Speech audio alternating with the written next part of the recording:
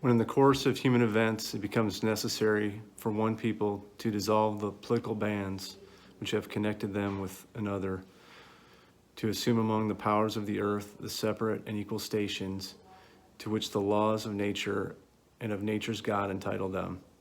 A decent respect to the opinions of mankind requires that they should declare the causes which impel them to the separation.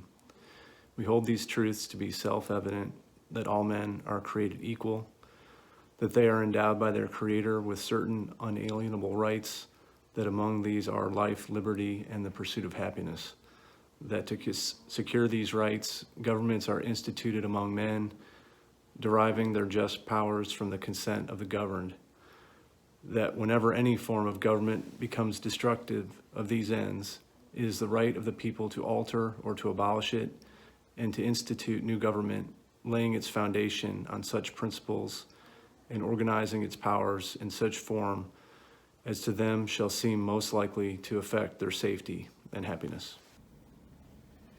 Prudence indeed will dictate that governments long established should not be changed for light and transient causes.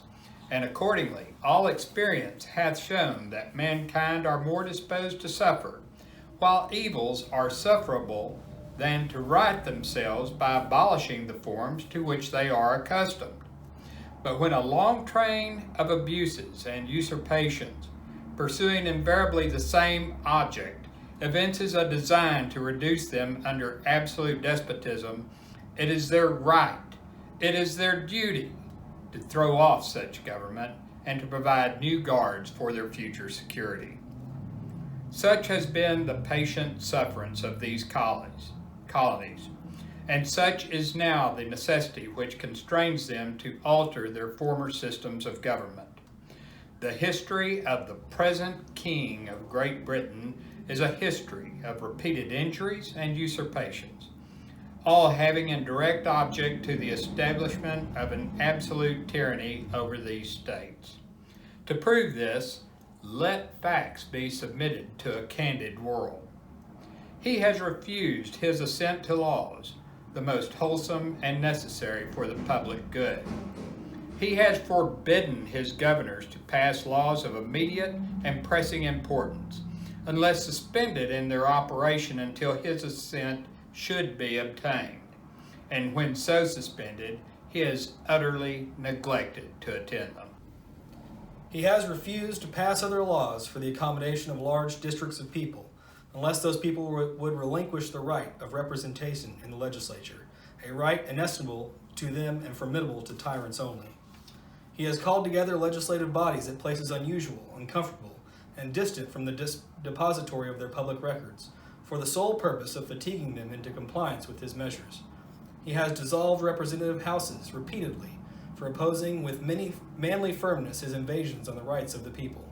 He has refused for a long time, after such dissolutions, to cause others to be elected, whereby the legislative powers, incapable of annihilation, have returned to the people at large for their exercise, the state remaining in the meantime exposed to all the dangers of invasion from without and convulsions from within. He has endeavored to prevent the population of these states, for that purpose obstructing the laws of naturalization, of foreigners, refusing to pass others to encourage their migration hither, and raising the conditions of new appropriations of lands. He has obstructed the administration of justice by refusing his assent to laws for establishing judiciary powers. He has made judges dependent upon his will alone for the tenure of their offices and the amount of payment for their salaries. He has erected a multitude of new offices and sent hither swarms of officers to harass our people and eat out their substance. He has kept among us in times of peace standing armies without the consent of our legislatures. He has affected to render the military independent of and superior to the civil power. He has combined with others to subject us to a jurisdiction foreign to our Constitution and unacknowledged by our laws, giving his assent to their acts of pretended legislation, for quartering large bodies of armed troops among us, for protecting them by a mock trial from punishment for any murders which they should commit on the inhabitants of these states, for cutting off our trade with all parts of the world, for imposing taxes on us without our consent, for depriving us in many cases of the benefit of a trial by jury, for transporting us beyond seas to be tried for pretended offenses, for abolishing the free system of English laws in a neighboring province, establishing therein an arbitrary government, and enlarging its boundaries so as to render it at once an example and fit instrument for introducing the same absolute rule into these colonies, for taking away our charters, abolishing our most valuable laws, and altering fundamentally the forms of our governments, for suspending our own legislatures and declaring themselves invested with power to legislate for us in all cases whatsoever. He has abdicated government here by declaring us out of his protection and waging war against us. He has plundered our seas, ravaged our coast, burned our own towns, and destroyed the lives of our people. He is at this time transporting large armies of foreign mercenaries to complete the works of death, desolation, and tyranny already begun with circumstances of cruelty and perfidy scarcely paralleled in the most barbarous ages, and totally unworthy the head of a civilized nation.